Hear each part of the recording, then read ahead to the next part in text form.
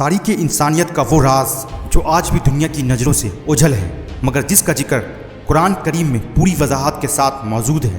ایک ایسی قوم جس کا نام سنتے ہی کبھی دل دہل جاتے تھے، یاجوج اور ماجوج۔ یہ وہ مخلوق ہیں جسے بابل میں گوگ اور ماگوگ کہا گیا۔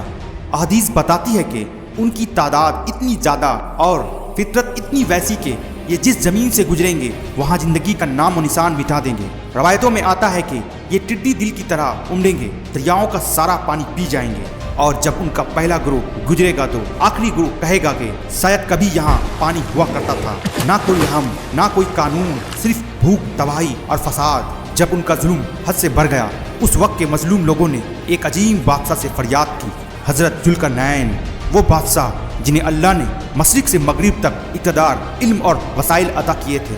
جب ذوالقرنین دو پہاڑوں کے درمیان پہنچے تو وہاں کے لوگوں نے کہا، اے ذوالقرنین، یاجوج ماجوج فساد پھیلاتے ہیں، کیا آپ ہمارے اور ان کے درمیان کوئی رکاوٹ بنا سکتے ہیں؟ تب ذوالقرنین نے وہ تاریخی دیوار تعمیر کی جو آج تک ایک معمہ ہے۔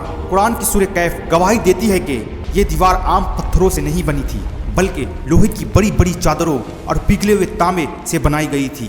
یہ اتنی چکنی اور مضبوط تھی کہ وہ ویسی قوم نہ اس پر چڑھ سکتی تھی اور نہ ہی اسے توڑ سکتی تھی۔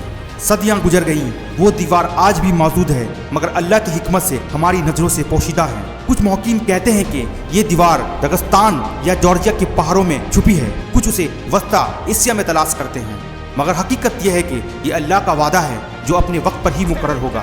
حدیث پاک میں اشارہ ملتا ہے کہ وہ ہر روز اس دیوار کو کھودتے، مگر اللہ کے حکم سے وہ دیوار پھر سے جڑ جاتی جب تک کہ وہ مقرر وقت نہ آ جائے۔ اور پھر وہ خوفناک دن آئے گا، قیامت کی بڑی نشانیوں میں سے ایک، جب یہ آہنی دیوار ٹوٹ جائے گی اور یاجوج ماجوج ہر بلندی سے پھسلتے ہوئے پوری دنیا پر چھا جائیں گے۔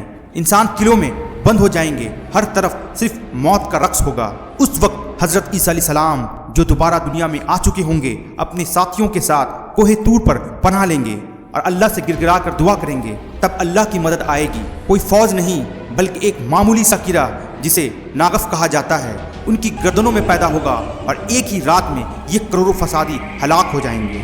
صبح جب سورج طلوع ہوگا، زمین ان کی لاشوں اور بدبوؤں سے بھری ہوگی۔ پھر اللہ خاص قسم کے پرندے بھیجے گا جو انہیں اٹھا کر پھینک دیں گے، اور ایک موسلا دھار بارش ہوگی جو پوری زمین کو دھو کر پاک کر دے گی۔ زمین پھر سے ہرا بھرا ہو جائے گا اور امن لوٹ آئے گا۔ یاجوج ماجوج کا یہ واقعہ ہمیں یاد دلاتا ہے کہ طاقت چاہے کتنی ہی بڑی کیوں نہ ہو، ٹیکنالوجی کتنی ہی جدید کیوں نہ ہو، اللہ کی قدرت اور اس کی کن فیکون کے آگے پوری کائنات بے بس ہے۔ سبسکرائب